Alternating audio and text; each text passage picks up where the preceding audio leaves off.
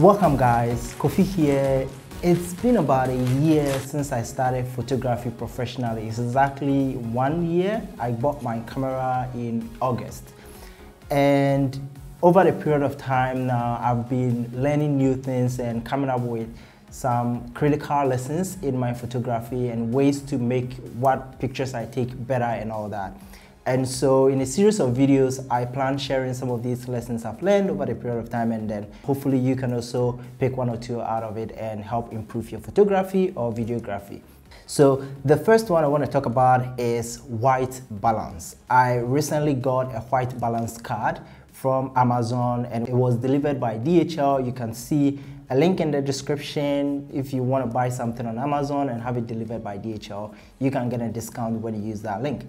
I decided to get the white card because I needed to. Pictures I've been taking recently, when I'm editing, the colors didn't look right, and I was trying to figure out what the problem was. It came down to my white balance was off. And so I needed to get this, and pictures I've taken after getting the white balance is totally way better. So in this video, I want to share with you the white balance and how you can apply it to your photos and how you can actually use it when you are on set.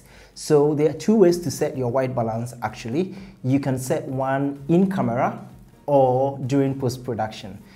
In my case, I'm going to talk about the post-production because that is what I think it's easier, and when where I shoot, the lighting condition isn't usually the same throughout. I'm outside, I'm inside, I move around with different lighting conditions, so I normally keep it on automatic white balance, and then during post-production, I apply the white balance to it. But if you want to set it in your camera, I use a Canon, and I think for many Canon models, the same menu system. So you just go into the menu, look for the white balance option, and set it to a particular image, which is an image of a picture you've taken of a white balance card with, you know, the white filling the entire frame so that the camera can use that. That is the way to do it in camera. I am going to talk about how to do it in a software like, say, Lightroom. So a bit going back and stepping back a bit, what exactly is white balance? So I can explain it in simple terms as in the white balance is trying to tell your software what the actual whites are in your picture. So let's say you took a picture of a person wearing a white dress in a lighting condition that was using, let's say, a fluorescent light or an incandescent light. Now, how the white is going to appear is dependent on the lighting environment. But then using the white balance, you are able to specifically tell the software that this is actually what white looks like in the picture. So use that to decide how the entire image should look like. So using the white balance actually affects the warm or coolness of the image. So if it's going down, the image becomes cooler. When the temperature is going up, then it becomes warmer.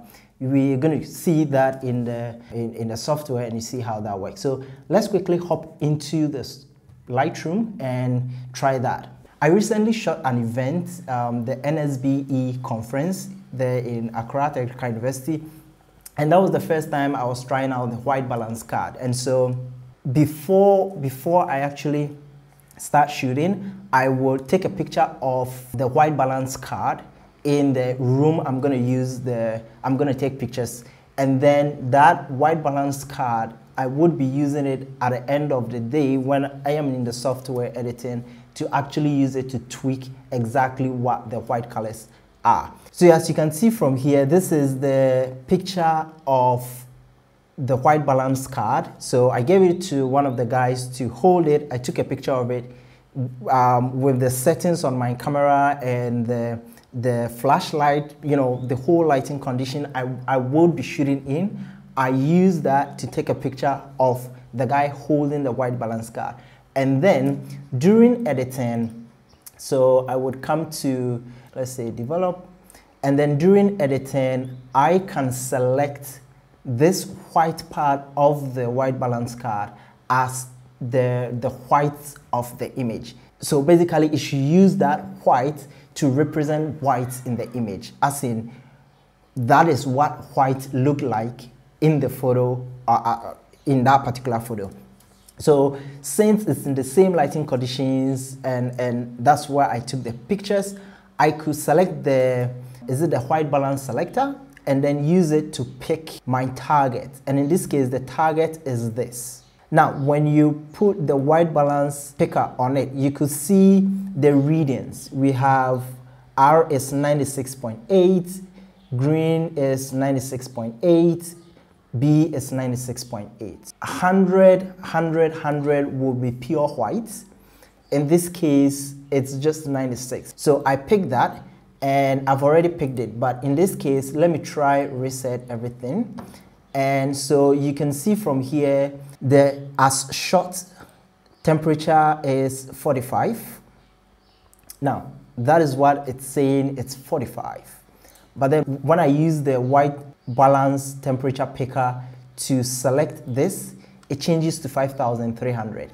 That should give you an idea that the camera as shot tried to more like undercompensate for the temperature in terms of, instead of it being 5,300, it set it to 4,500. So when you have that, when I've selected my white balance and using this custom as the white balance for the picture, I can go ahead to select a bunch of other photos and apply this white balance to it specifically. So to do that in Lightroom, you can simply select the image and then select a bunch of other images that are shot exactly in the same lighting conditions, and you can use the sync feature to actually apply the white balance to those images as well. That is how to do it in Lightroom. I'm sure other softwares like Darkroom and all the other raw editing softwares have a feature like that, so you can use it. The main lesson for me was using the white balance card allowed me to get close to realistic photos. So the brain can be deceptive in terms of what you're looking at, depending on the lighting condition. Having a white balance card was a sure way for me to get close to accurate, if not accurate, colors in my images. So you can see this photo I have here. The day I shot it, this is exactly how the room looked like. And when I was editing, this is the original photo. Now this is how it looked like. If I'm to bring it up, you see how it makes the image look more like cooler than it actually is. But this is how the room actually looked like. Yeah, hello? And so when you compare this image to the original one, the reset one, you could see a huge difference in terms of the color temperature. And that is because the camera, using automatic white balance, was trying to figure out what the actual temperature of the image should be in deciding what exactly white looked like. But then using the custom white balance, I'm able to specifically set it to what the white actually were in the photo, and that allows me to actually get close to real representation on the images I took in that same environment. So you can see from the set of images that they all looked really warm and they all had like 5,300 in terms of the temperature. And the day I shot it, this is exactly how the place looked like in terms of the lighting and all that.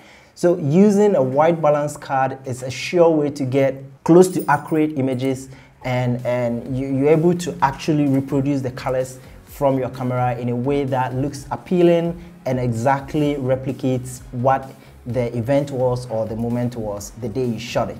And so that is one of the lessons I've learned so far in terms of shooting pictures. I wish I had a white balance card earlier. From now on, I'll be using the white balance card a lot, and whenever I'm shooting indoors, studio shoots and all that, I'm going to use the white balance card to actually get to know what the whites are in the image so as I can get great colors. So that is the lesson I wanted to share with you guys today. I will be sharing more some of my lessons, and if you've not subscribed to the channel yet, you make sure you click the subscribe button down there and also press the bell icon so you don't miss any video uploads. I will be making more lessons video like this in upcoming months. And so thanks for joining me in this one, and I hope to see you in the next one. Bye.